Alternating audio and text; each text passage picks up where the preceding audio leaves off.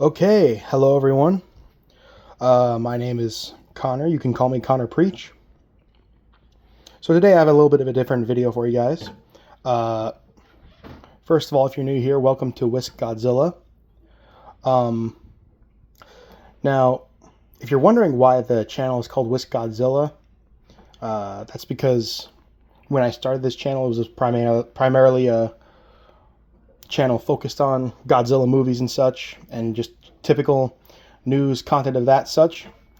I'm still going to be posting content like that, but actually, one thing you guys may not know about me is I have a huge passion for cooking, and I do have a career in it. And there's a lot of things that a lot of YouTube content creators get wrong, and they kind of push things that may not be true. So I want to use this time to kind of expose some of those, and I'm still going to, like I said, I'm still going to be doing the Godzilla content, but since that takes more time, I want to explore a different avenue that you guys may be interested in. So, the first thing that we're going to be talking about today is actually I'm going to show you a technique on how to cook rice. Now, before I start, I just want to point out that they always say to make extra because rice is the best for leftovers. It really is.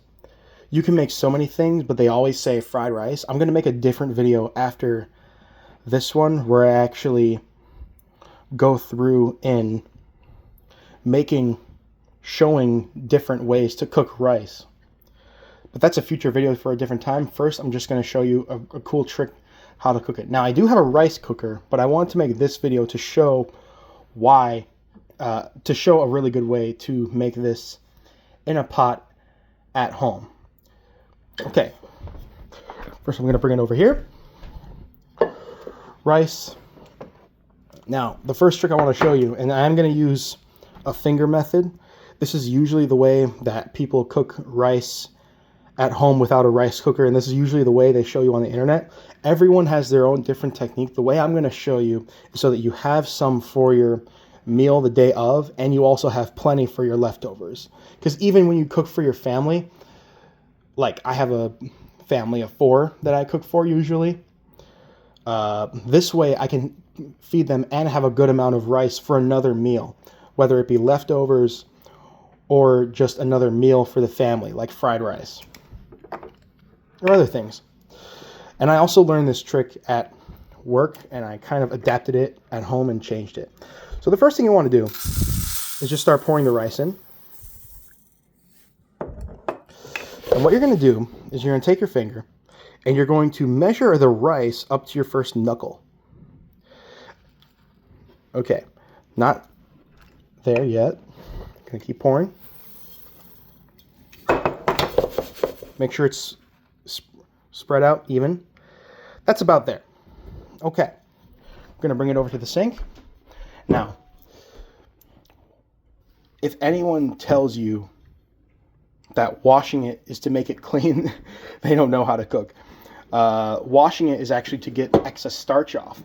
And the reason is because as the rice cooks, the starch that's in the rice starts to thicken the water, and then eventually gets so thick, and when the water evaporates, it binds the rice together, and so it makes the rice super clumpy. Thing is, though, I actually really like clumpy rice. For this demonstration, I'll show you how I wash mine. You can obviously get a colander, but regardless, I do think that a clumpier rice, it not only tastes better, but I just think it has a better texture. And it's not, and even if you have rice and you're trying to make fried rice, it doesn't need to be fully unclumpy and in individual grains in order for you to break it up for that fried rice, if that makes any sense. Yeah. Okay, so what I usually like to do, fill up with water, wash it around my hand. My hands are washed. Once it becomes cloudy, and again, I'm not going to fully wash it because I do like a little bit of clump, but for this demonstration, I'll show you how I do it. You're going to pour it out, The reason I'm pouring it over my hand is because a lot of the rice tends to fall out. So, yeah, a lot of the rice tends to fall out. I'm not fully draining it just yet. Or I'm actually not going to fully drain it, but I don't really need to with the way that I'm doing it. Okay.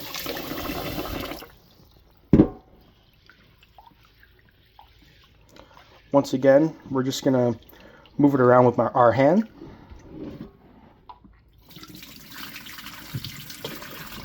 Always wash your hands.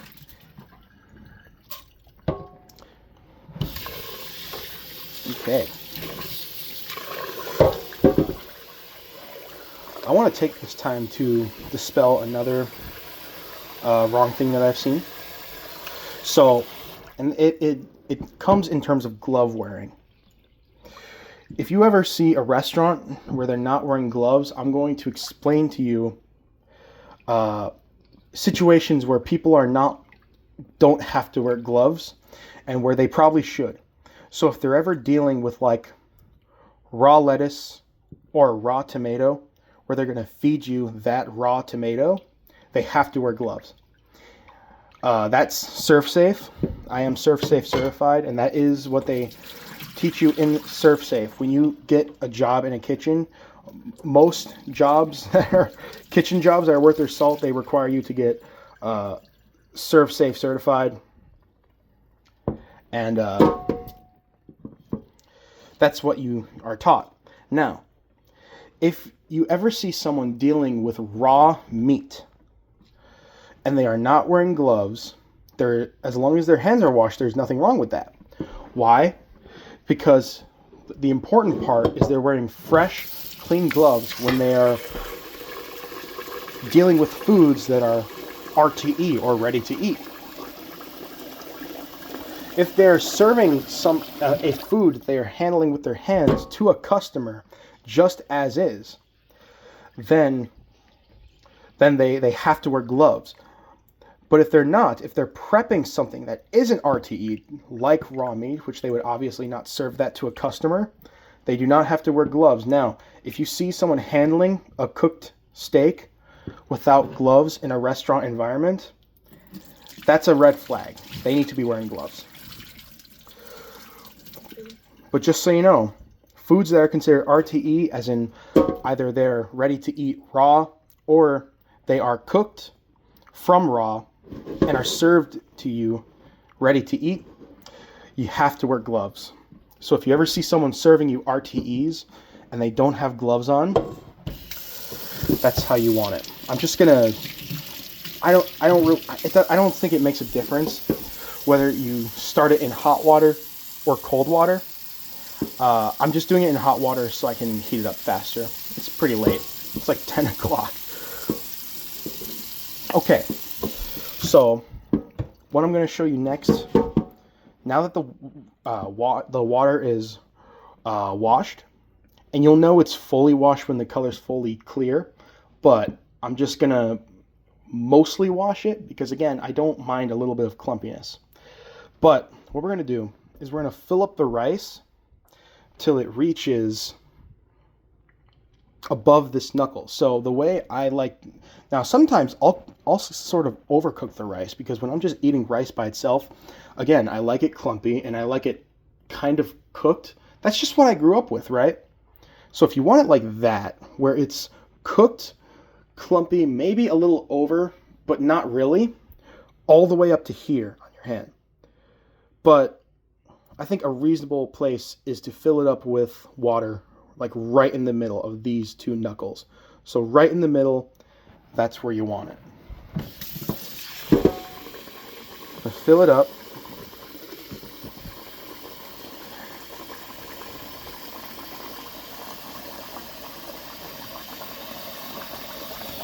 Boom.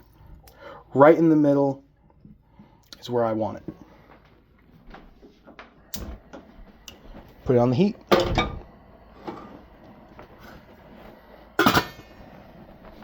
Okay. So now that the rice is on the heat, what the next step is just to wait for this to boil, or at least simmer. Now, that doesn't mean we're cooking it at a boil. I just want the water to be hot enough to where it'll cook the rice. But we're going to be cooking this on low heat. Yeah. Okay.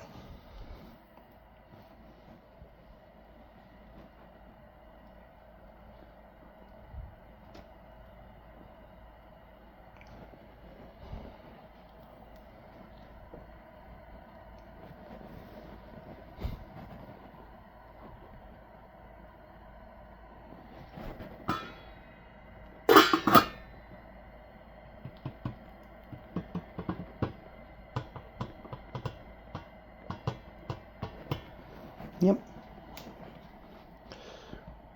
Boring, huh? Yeah, they always say watching rice boil is pretty boring.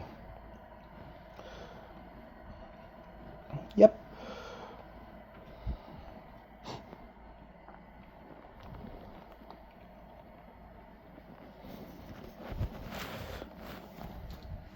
Now I am filming these videos in a long form, so I might timestamp it, but just so you know, I am cooking it in a way where you can keep up with me if you're doing it like this. Don't be afraid to afraid. Why would you be afraid? You can always just put my videos on a longer speed. I'd like to do that for a lot of things, you know, and I think more people should do that because it's a really good way. It's a really good cheat way to like gather information faster. It's just to put it on like 1.5 speed on YouTube, you know. So if you want the information that I'm telling you faster, don't don't feel like you shouldn't put it on a higher speed. Starting a little bit, we're almost there, and yes, covering it does help the process. Actually, I'm going to show you this thing. So get out of the way, chocolate mix. Yeah, the British, UK, they know this as a kettle. This is a standard in all your house. In all British houses, we all know this. This is so good. Everyone should have a kettle, in my opinion.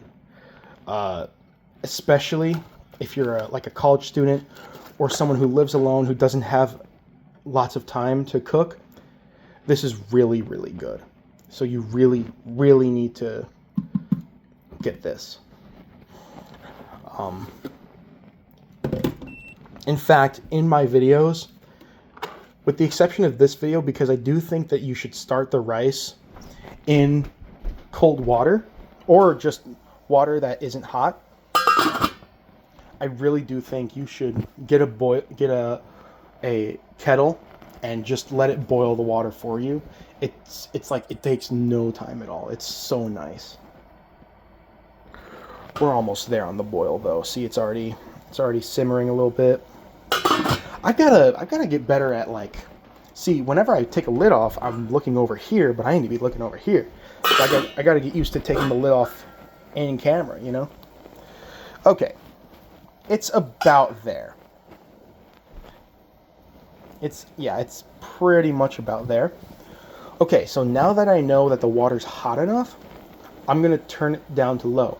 Now this may stop the boiling altogether, and you may think, oh, that's gonna take forever. No.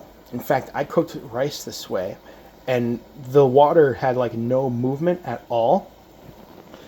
And I'm like, you know what? And I thought, you know what, that's too low. So I turned it to medium low, and actually the rice crusted on the bottom. So learn from my mistake, always cook on low heat. So now that it's boiling, we're gonna turn it to low. See, like that, it basically turns to nothing, right? Here's what we're gonna do.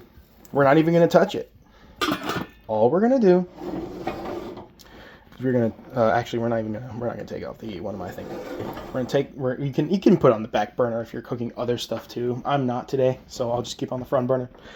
All you're gonna do, turn to low heat and set a timer for 45 minutes. In that time, the rice is gonna cook and it's gonna steam, which is very important. If the rice doesn't steam, it's going to be sort of watery, because just because it absorbs the water doesn't mean that it's ready. If you want that fluffy sort of full texture that you get from really nicely cooked rice, you got to let it steam. So 45-minute timer. I'm going to actually, what I'm going to do is I'm going to make another video. I'm going to show you the results, and I'm going to show you an easy, I'm not going to show you, but I'm going to make a nice little rice bowl. I'm going to teach you whatever tricks that I have for you along the way. So check in the next video to see the results, and I'm going to make a rice bowl out of it.